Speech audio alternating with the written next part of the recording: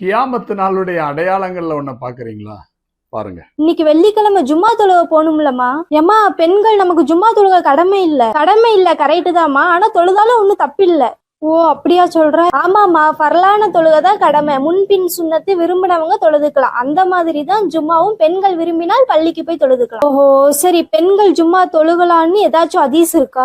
இருக்குமா. உம்மு இஸ்ஸாம்ங்கிற சஹாபிய பெண்மணி சொல்றாங்க, காஃபுங்கிற அத்தியாயத்தை நபி ஸல்லல்லாஹு அலைஹி வஸல்லம் நாவிலிருந்து கேட்டுதான் நானே மனப்பாடம் பண்ணேன்னு சொல்றாங்க. எப்படி? ஜும்மாலதான். ஏன்னா ஒவ்வொரு ஜும்மா உரையிலும் காஃபுங்கிற அத்தியாயத்தை நபி ஸல்லல்லாஹு அலைஹி வஸல்லம் ஓதிக்கிட்டே இருப்பாங்களாம். ஓஹோ, அப்ப இதுல இருந்து என்ன தெரியுது? நபி ஸல்லல்லாஹு அலைஹி வஸல்லம் காலத்திலேயே ஜும்மா தொழுகைக்கு பெண்கள் பள்ளிக்கு வந்திருக்காங்கன்னு தெரியுதுல்ல.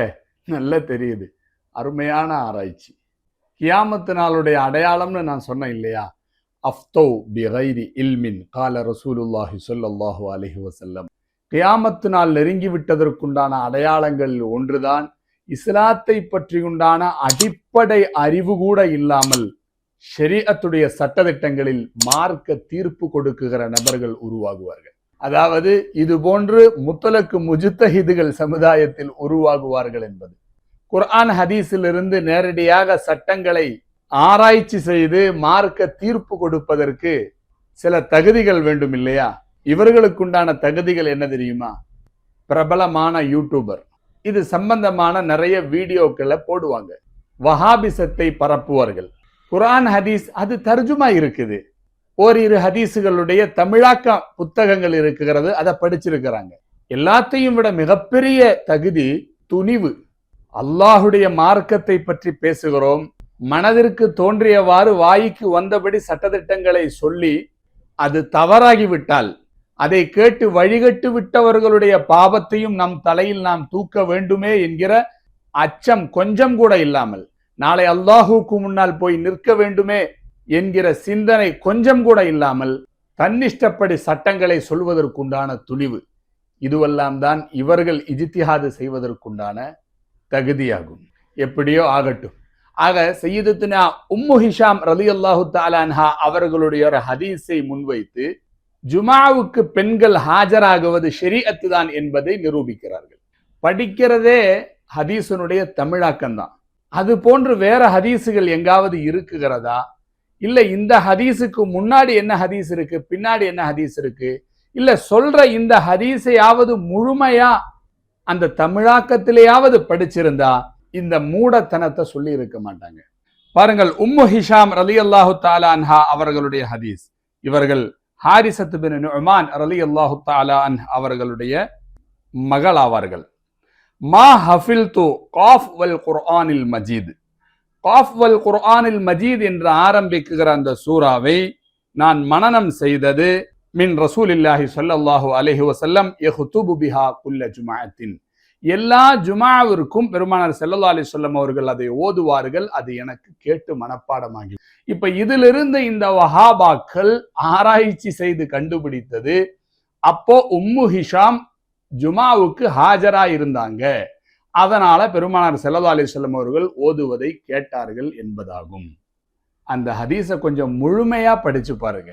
அந்த ஹதீஸிலேயே வருகிறது, வகான தன்னூருனா வ தன்னூரு ரசூலில்லாஹி ஸல்லல்லாஹு அலைஹி வஸல்லம் வாஹிதா சனத்தைனி அவ் சனத்தின் வ பஅலி சனா. 2 ஆண்டுகளோ அல்லது 2 ஆண்டுகளை விட குறைவான காலகட்டமோ எங்களுடைய வீட்டு அடுப்பும் பெருமானார் ஸல்லல்லாஹு அலைஹி வஸல்லம் அவர்களுடைய வீட்டு அடுப்பும் ஒன்றாக இருந்தது. அதாவது மஸ்ஜிது நபவிக்கு பெருமானார் ஸல்லல்லாஹு அலைஹி வஸல்லம் அவர்கள் தொழுக வைக்கக்கூடிய அந்த மிஹராபுக்கு அருகில்தான் நாயகத்தினுடைய வீடு, ஹுஜரத்து ஷரீஃப் என்று சொல்லுகிற அன்னை ஆயிஷா ரலியல்லாஹு தஆலா அன்ஹா அவர்கள் குடியிருக்கக்கூடிய அறை, அந்த அறையினுடைய அடுப்பும் இந்த உம்மு ஹிஷாம் ரலியல்லாஹு தஆலா அன்ஹா அவர்களுடைய அடுப்பும் ஒன்றாக இருந்தது. அதாவது அந்த அறைக்கு சமீபத்தில் ஒரு அறையில உம்மு ஹிஷாம் ரலியல்லாஹு தஆலா அன்ஹா அவர்கள் 2 ஆண்டுகளோ அல்லது அதைவிட குறைவான காலகட்டமோ குடியிருந்தார்கள். அப்படி குடியிருக்கிற காலகட்டத்தில் தான் பள்ளிவாசலில் வெள்ளிக்கிழமை பெருமானார் ஸல்லல்லாஹு அலைஹி வஸல்லம் அவர்கள் சூரத்துல் காஃப் வல் குர்ஆனில் மஜீத் ஓதுகிற பொழுது அது மிகச் சரியாக அவர்களுடைய காதுகளில் பட்டு அதை அவர்கள் மனனம் செய்திருக்கிறார்கள். ஏனென்றால் அந்த ஹதீஸின் விளக்க உரையாளர்கள் சொல்லுகிறார்கள், ஃபலைஸ பைனஹு வ பைனல் மஸ்ஜிதி இல்லா பஅத ஜிதார்.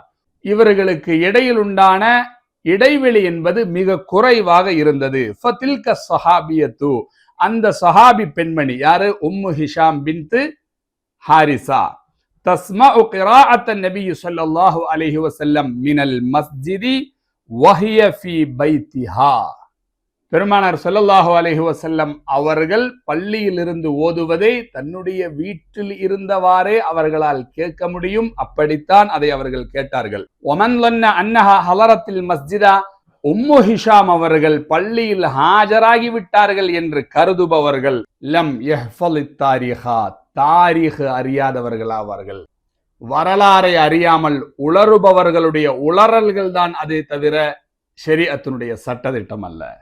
வரலாறு அறிந்தவர்கள், இவர்களை போன்று ஒன்றோ இரண்டோ ஹதீசு புத்தகங்களுடைய தமிழாக்கங்கள் படித்தவர்கள் அல்ல, லட்சக்கணக்கான ஹதீசுகளை மனனம் செய்தவர்கள், நாயகத்தினுடைய வாழ்க்கை வரலாறுகளை முழுமையாக மனனம் செய்தவர்கள், ஹதீசுக்களை வல்லுனர்கள், குர்ஆன் வசனங்களுக்கு நேரடியாக விரிவுரை கொடுப்பவர்கள்.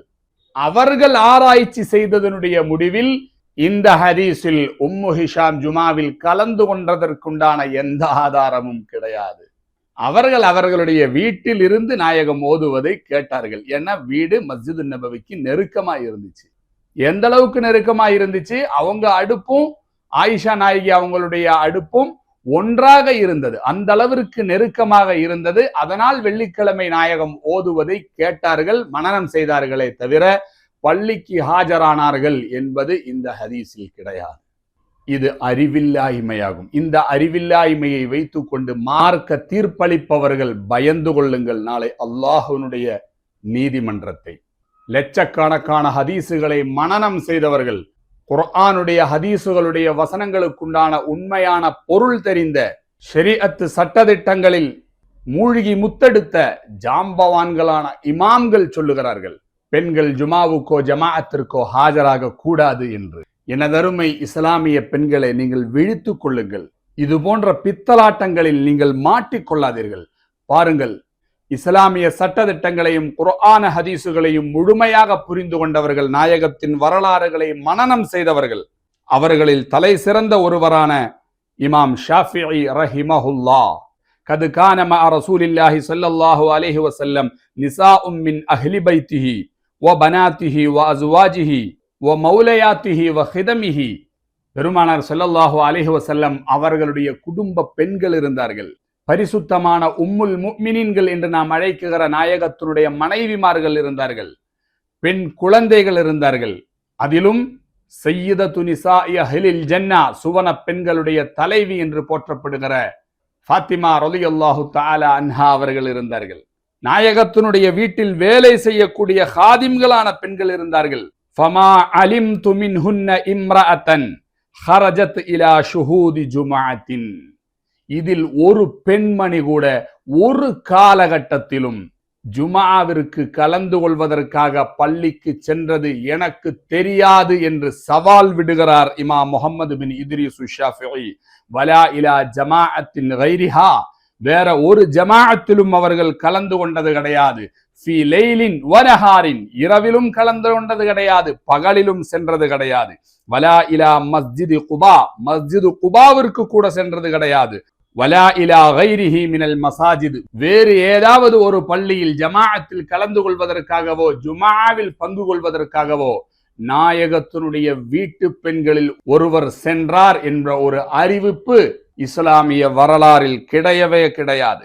இன்னும் சொல்லுகிறார், வமா அலிம்து அஹதம் மின் ஸலஃபில் முஸ்லிமீன், முற்கால முஸ்லிம்களில், சஹாபாக்களில், ஸலஃபு ஸாலிஹீன்களில் யாராவது ஒருவர் அமர அஹதம் மின் நிசாஇஹி, தன்னுடைய மனைவிமார்களில் ஒருவரை பிஇத்யானி ஜும்அத்தின் வலா ஜமாஅத்தின், ஜமாஅத்து தொழுகையிலேயோ அல்லது ஜுமாவிலேயோ கலந்து கொள்வதற்காக அனுப்பி வைத்தார்கள் என்பதை, மின் லைலின் வலா நஹாரின், பகலும் கிடையாது இரவும் கிடையாது.